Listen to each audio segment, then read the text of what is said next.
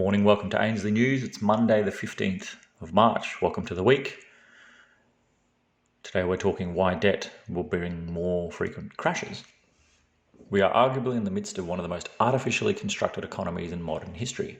Central banks, out of hubris, and governments out of the desire to be re-elected, continue to bail out the natural economic cycles arguably needed to maintain a sustainable, healthy economy.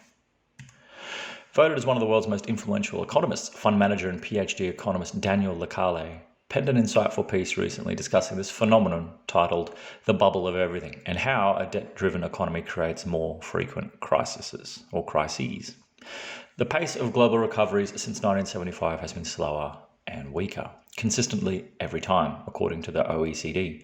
Recoveries take longer and happen slower.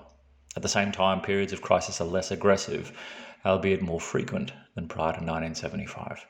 Another interesting evidence of the crises and recoveries since 1975 is that almost all economies in recession periods with more debt than before. Global debt has ballooned to all-time highs, more than 3 times the world's GDP. For the economy to really recover, we must stop the race of perverse incentives created by the wrong analysis of the original of the crises and the solutions that are often proposed in mainstream economics and politics. I agree with Johan Norberg that the 2 main factors that have driven the phenomenal progress we've seen are free markets and openness. The freedom to innovate, experiment, create and share must come with the right incentives. Lecale goes on to explain that the numerator of that equation, GDP, is easy to inflate and overstates the health of a system, and the denominator, debt, is fine if funding productive ventures, but so often now it is not. Behind the mistaken diagnosis is the obsession to maintain or grow gross domestic product, GDP, at any cost, regardless of the quality of its components. GDP is relatively easy to inflate. I always explain to my students that GDP is the only economic calculation in which you add what you spend with what you earn. GDP can be inflated through government spending and with higher debt-fueled expenditures.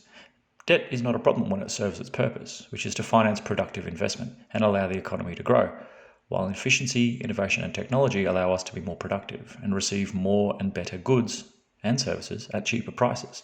It is a virtuous cycle. The virtuous cycle of credit turns into a vicious cycle of unproductive debt when we incentivize malinvestment and prevent technology substitution by implementing massive government stimuli and liquidity injections. He lays out the reasons why we will have more frequent economic crises, slower and weaker recoveries, and more debt. It's in effect a spiraling cycle. First, governments believe the problem is lack of demand and name themselves as the solution, using savers to finance it via taxes and inflation. The best way to boost GDP? Massive white elephants. Enormous infrastructure projects that generate a short-term boost to the spending side of GDP. Infrastructure is needed, of course, but the difference is when countries decide to use it as a subterfuge to disguise growth. Build anything at any cost. This leaves behind massive debt and a less dynamic, not stronger economy. Second, demand-side policies perpetuate those sectors that are in the process of obsolescence at the expense of savers, salaries and productive sectors. Governments will always subsidise and support the inefficient at the expense of the efficient because their objective is to maintain what they believe works and keeps jobs. It is not due to bad intentions or evil objectives, it's simply to perpetuate the paths that they live off. Thirdly, massive liquidity injections and low rates are exactly the equivalents of indirect subsidies to the inefficient. The earliest recipients and most benefited from unconventional monetary policies will, by definition, be the most indebted and the least productive. This is why productivity growth and money velocity stall during periods of government-led monetary and fiscal excess. Fourth, the benefits of the short and long-term credit cycle are broken. Creative destruction is all but eliminated, malinvestment is promoted by unsustainably low rates, and liquidity is absorbed by financial assets and unproductive sectors. Inflation does not rise as much as central planners want, because technology and efficiency are unstoppable even if they try, and because overcapacity is perpetuated through constant refinancing. Massive liquidity and low rates make zombie companies soar.